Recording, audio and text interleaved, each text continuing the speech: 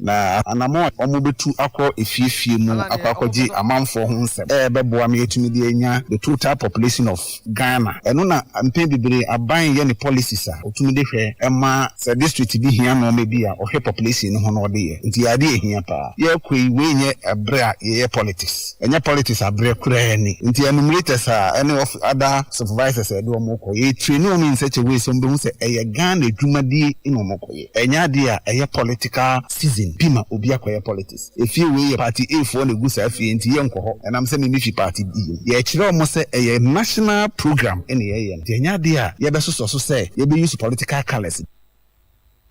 na abusafo enu achi na wasade to dwa se wo mo a kwa afie mu a wo mo ko busebusa amanfo atwatwa mu din no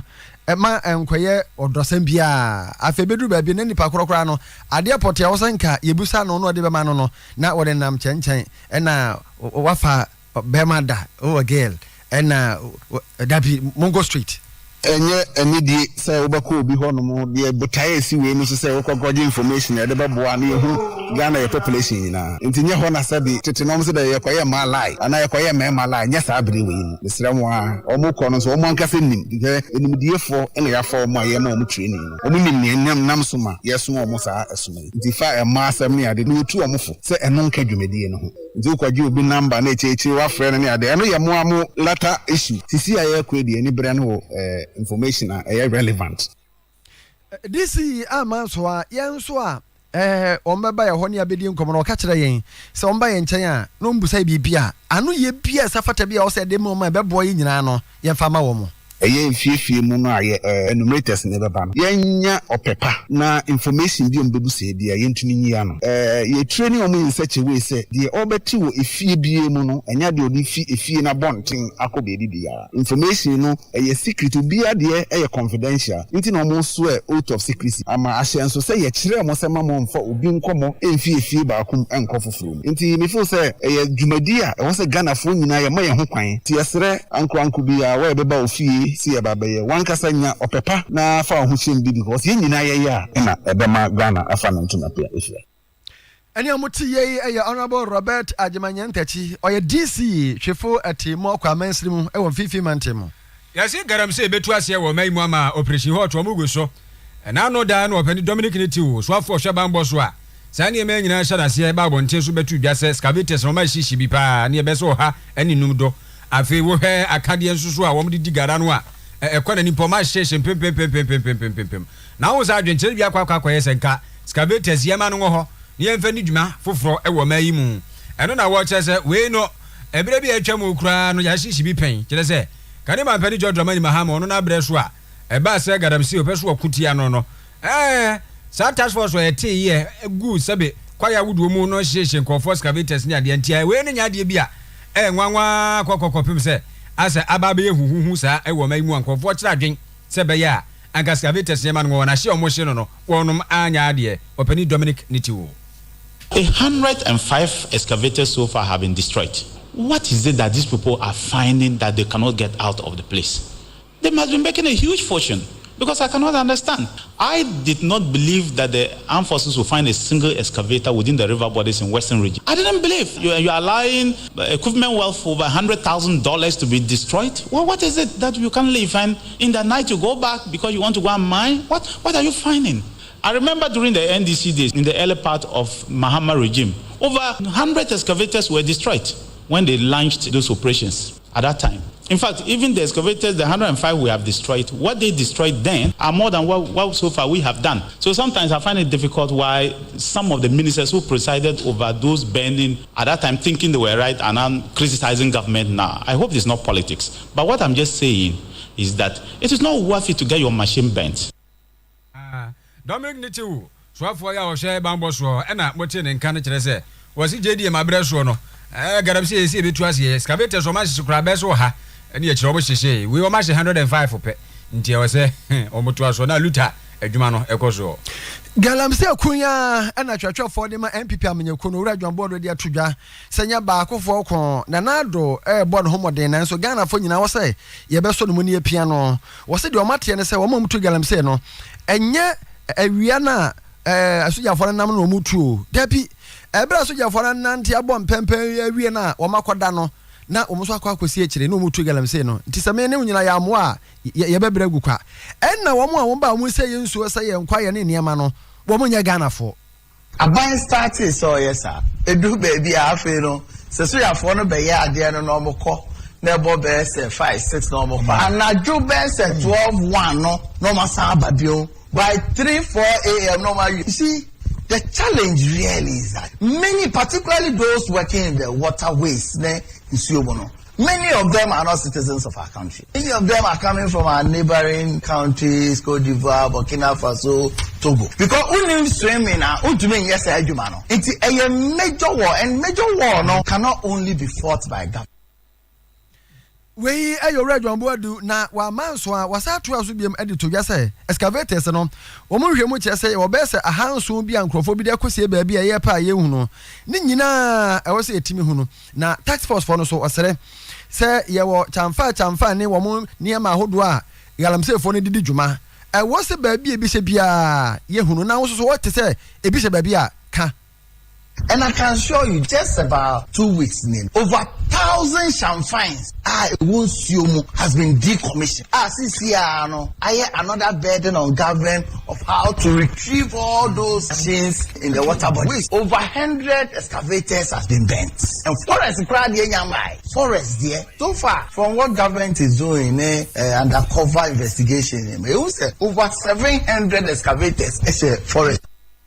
John Boadu sa to aso say excavators na ye chiche ni ahihye no enye ekun bi a ye kona afebo say da bia afi bia na ye hyesa o da bi eye bretia wa bi mu ye timi ye na obi agya galamsey tu a enye so agya ahye no enye say omanpanyi ba ya ye to abama no 2021 or started say o tu sa na mo no and the stream anamonto no ye aye say yakase water body forest zones no at least for now no yabane aidi so bia eye etu mining enti for now no dey hu a because of niema BSCC before because I warning ni niema nyema 2017 no abandon say at that time obetume the security for akobwa na oba actually security for no than more problematic than even not sending them issues of bribery and all that. The accountability of all the process didn't go very well. And you know, me jidi say the banner of excavators in there, it cannot be a permanent feature.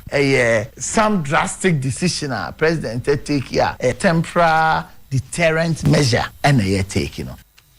We ayo radio amboadu twatwra for penny edema NPP amanyoko no yeka ye yankwa ne pese bo ho ban wo mayi mu kire se yesuo ne yankwa ne yade bi ase daache yampe wasem anka mprempre ya daache wasem no ene be yire no na ni nyina mu anka we mansi no pani a woni a wo hwe nkwa ye somche forestry oda wona no ene wo pani Crisantos ne fasoya ne nsem odi tudwa ne se forestry committee for the many abre pass yankwa no be bo ho ban na omu hia wo manfo soso amu a eno no be ka ho ama o mani so ade hunu a o be so o muduru ho na ye nkwa ya wuduo ni nyina timi tena o da na nkwa basa da che ye trensa ahwekwa ye bi so a ni ye nya no betimi afiri wono mo na da che mi no ye benya bi ni atumi akom akwaye de wose ye odi sem wo nyina tudwa wa bra o mkokohye no wo fa agin sentrafo odi nsemi atuani mu forest na kasa akaka na aka at least ye dua nua de that yembo de aka no yembo mban ye na de ye dua no so no ina yen try say ye be bomb mban say de be ya nema bia e be ma de ye dua ni sia no be say no at least yembo my free sa nema no say de be ya at the end of the day no ye kwae na aircon betimi the ababa after green Ghana no yesanso a normal plantation programs are now running for the past years a bit the modified tonja system still na ekoso the farmers will be a dua trees on farm and also here another policy aban dey atunu so say ye be ma farmers answer dua wo more farms na ankra so was asase a eba ho a o pese odua at least ye be ma ai wo pani Crisantos no na I said you mote say wadi tudwa no green Ghana project ya kire say bia befa bia no ebi hunu nua ebi hunu niema ye obade bobrem ne pa kire say eboa ema awiase asetena etumi kwanani mu no enom de esu ani so pese woduru ho na ni nyina mu no de to aso bo sentwerefo nso so abaso Any media no the main mahuni say, especially with your current project here, your program I baby Green Ghana especially media for na boy and papa because I share request I ban in na obi will be your flower. Oh, what is say why announcement you are say Mombema ceilings on this day and me interested into media no Becca say no ya there pa then the message say after even Green Ghana Day. Your friend was Penny Crescentos Nifa Soya, India, Mizimu Dupa, one on Kavia Mansino, a forestry penny or down, way a media with the NSA for Yakubi. Your National Tripartite Committee, Omo, and Apadie, Sika, Yadema, Dada Catriano, woman of Quatras and Omojino, Nanwada, Omaquasatana, Honorable Ignatius Bafuwa, Oya Minister of Employment and Labor Relations, Wakahumbi Jinama, Abayano, Afura Daniel, a champon, a President, Ghana Employers Association, Yenia Idipa, a Jumayafono, Yasu Penino, and a Dr. Anthony Yaba, General Secretary, Emma Trace Union Congress, or Mama Jumayafo, and Kabum Kuno Soso. Namoko Shiano, Domadiaba Twabontin, and the same. A few way 2021, any after 2022, Yadada catch your friend say a daily minimum wage, no. Say any city. See, I make a say no. Na ye dada Catriano minimum wage no. I 11 cities 82 pesos. Into we for Juma. Udada Catria. I fokra ba from crano. I also nya 11 cities 82 pesos. And almost say a free Yame Aduma and net June for Fia air corner. Yatum. Enti Yatum Edia call city Dumienu. Ene mpeso adunum enso 12 cities 53 pesos eno mde aba beka ho this wo hamu nchemu no ayo hamu nchemu nsia 6% afide no na afida de no so mde account say afida de ye wura January pepombo so na mu na ha say ye adwuma na no so afida de ebe free 12 cities 53 pesos no e de call 13 cities 53 pesos na je say no so akona ni mo hamu nchemu be say kakra na o mo kire say sisi ye no de omo kanyina na wosa ye adwuma ene ni kire ya tisa dia de bc enti we say no de afide ne hyase ene ya na afeda de no so hyase January na omo de atodwa say ansa no mesi sa gina ye we nyina no omo hwe ahokira ba covid-19 o hawade aba ene niema bebre ene omo de sa ensuye we aba betodwa say ye fanya adwuma okay just ngofa ka twa be ko soro kakra okay na yabaka ya fipi no ene dunum kire say kumasi anase enkrampo kwa me nkroma say ka oye na esi ho no mo no na ye afipi no dunum ne de tosum yensa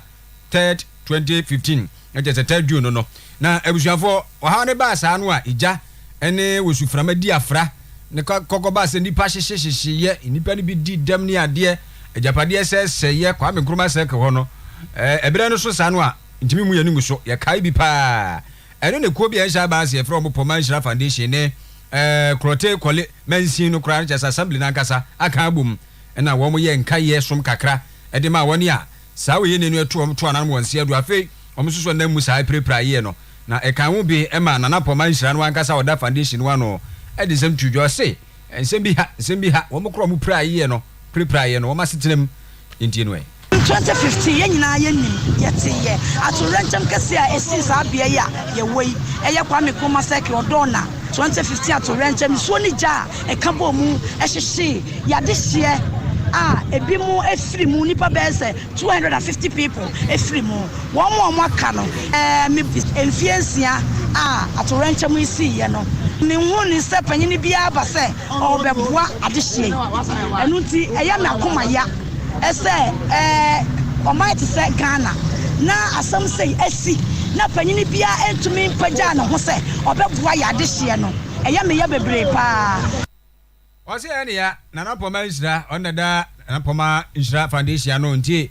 wo mo kokopie mu ho kwa nkroma seke ene se de etwagu ebie no na mensi na nkasa krache ye wo krote kole mensi ni mu ono abosamoni eje itawia se eda no kra no ho no ben ho pa na de fa na ni suo no na nya sam ketua. This is the 6th year since that disaster occurred. That evening, I was very near to this place. We have by then finished a meeting in Osu, and my former constituency chairman, Mr. Alassentry, was not with his vehicle, so I had to drop him at circle, and it was raining. We came down the Kojo Thompson Road, and then getting to the roundabout, we realized it was impossible for me to drop him where I can get a car towards Kaswa. So I bear to the right by the Kwame Nkrumah Water Park, dropped him, and it was even difficult to move away from there towards Osu. But this was just a few minutes before the fire. I got home, I didn't know what has happened until the morning when I had a call that dead bodies were being parked in the back of pickups, etc. And then I came and I saw it and I couldn't believe it. So many people perish. And when I look back and remember how close I was to this thing that happened on that day, and some people were not as lucky as I was. It's something when we come to mark this thing all the time really touches me, and it could have happened to anybody, I realize.